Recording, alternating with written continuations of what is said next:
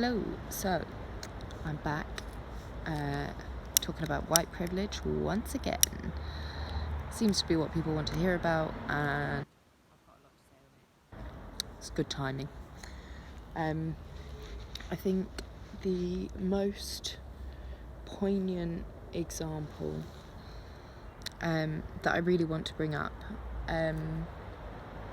because I've thought about this a lot with regard to race and white privilege and assumptions about like white superiority and stuff like that, because it didn't benefit anyone. And yeah, I'll just explain. So I went volunteering for 3 months through the UK government programme called ICS, International Citizen Service. They do a national citizen service as well, but I went through ICS. That is a vanity project. And you know, I hear a lot of right-wing people, a lot of older people, always talking about we need to cut international aid.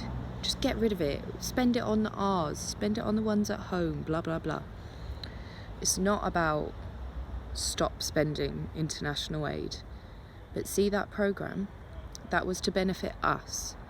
And the majority of the people going were white, upper or middle class people who wanted something to put on their CV. That's why they were doing it. They were mainly London people as well. I was lucky that my mum heard the advert, because I wasn't living or commuting to London at the time. Not sure what I was doing at the time. Never mind. But I went for 3 months to go and help a Malawian charity called Kaula, to raise awareness for HIV and AIDS and help some of their projects for the women there, because it was a women's organisation who have HIV and are combating stigma and just like corruption in terms of getting the resources that they need,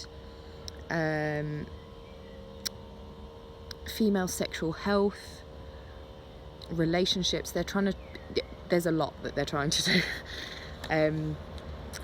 But they sent 5 white girls, all female group from the UK, which was, in terms of safety, a bad idea, and in terms of just I think it was a really poor decision.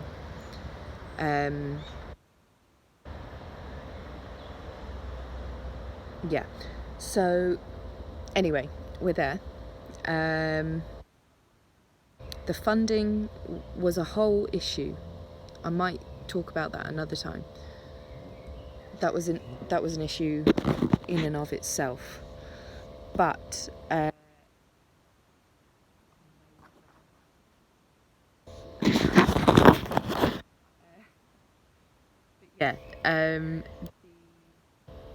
funding, another issue for another time. But what I want to talk about is the fact that there was this impression from us and from the people that we were there to help, and the in-country volunteers from Malawi, there was an impression that we were the authority figures, especially our team leader.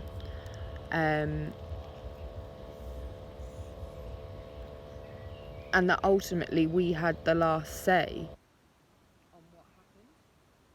And I internalised that. I'll be honest. I internalized a lot.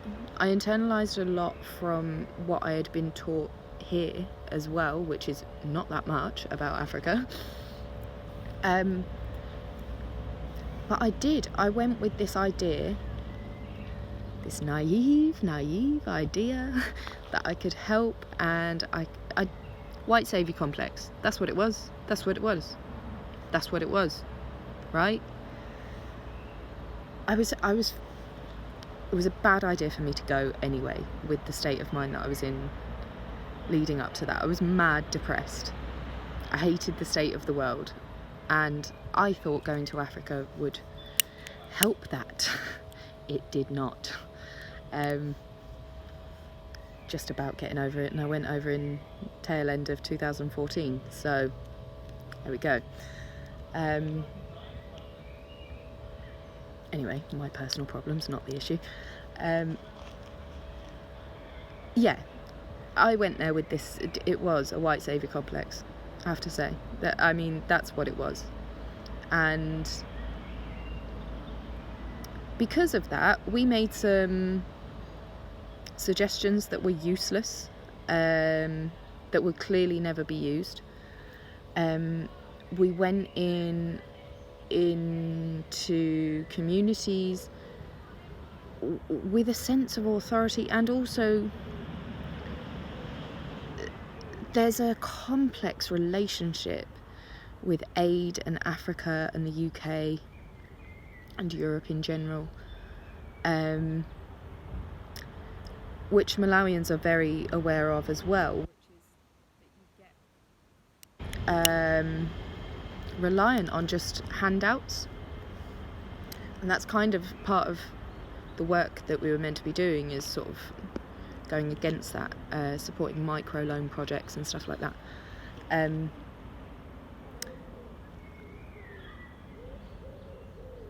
Yeah, we made some bad suggestions. We made some culturally bad decisions. And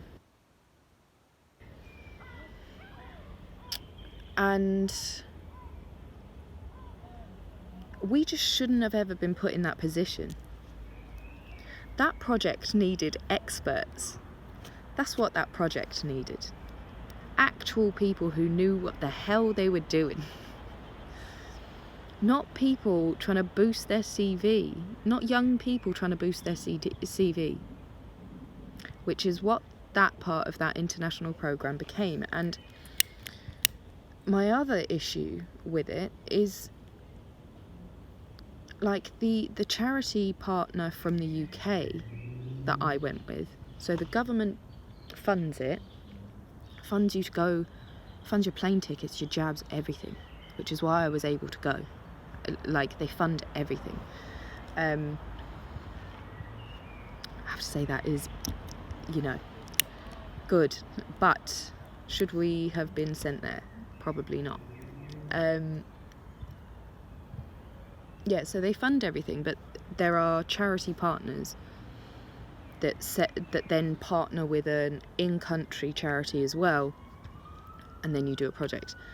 So I went with this charity called, I won't say what it's called, but it is shut down now. It was shut down within a couple of years of me going, and that worries me in terms of how sustainable is that international aid project if the charities don't even exist after a couple of years. And it had only started a couple of years before that. So was it only started for the purpose of getting government money? And, the checks that were done weren't great. My mental health suffered incredibly, and I became a burden on everyone else in that team and just everyone around me. And when I said, I was in tears, saying I need to leave, like I need to go back to I need to go back home. I'm not mentally coping. And they told me that I could either stay in the capital of Malawi for 2 more months, or a month and a half or whatever,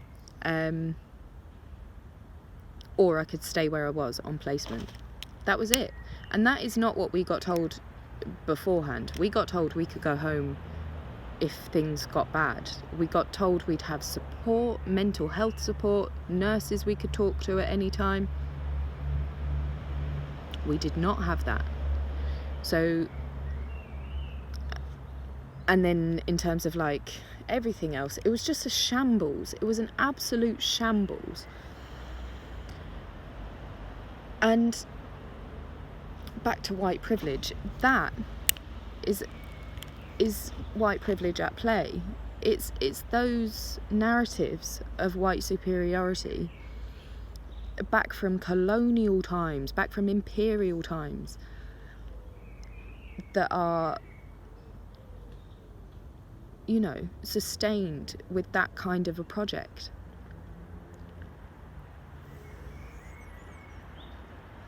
Even if they had just sent all of the money that they sent for us to do stuff, just don't send us, and just send the money to that charity.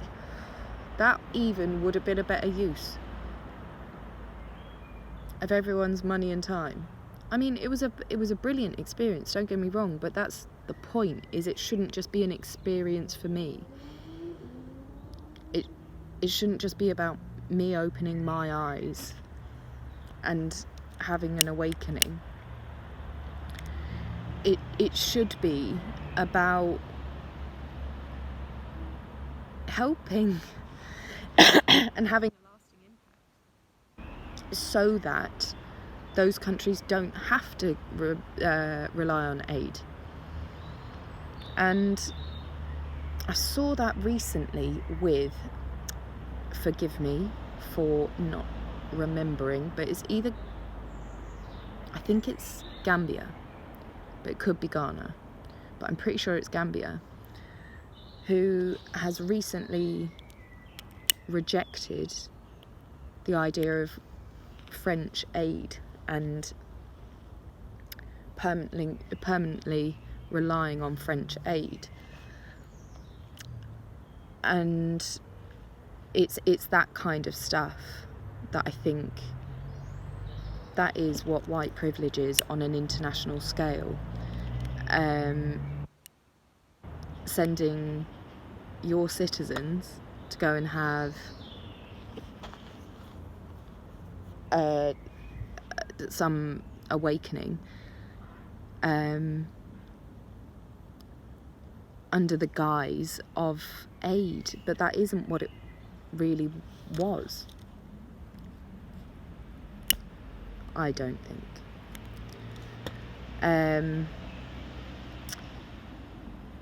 I mean, there's a lot more to say in terms of corruption and other reasons that project is an issue.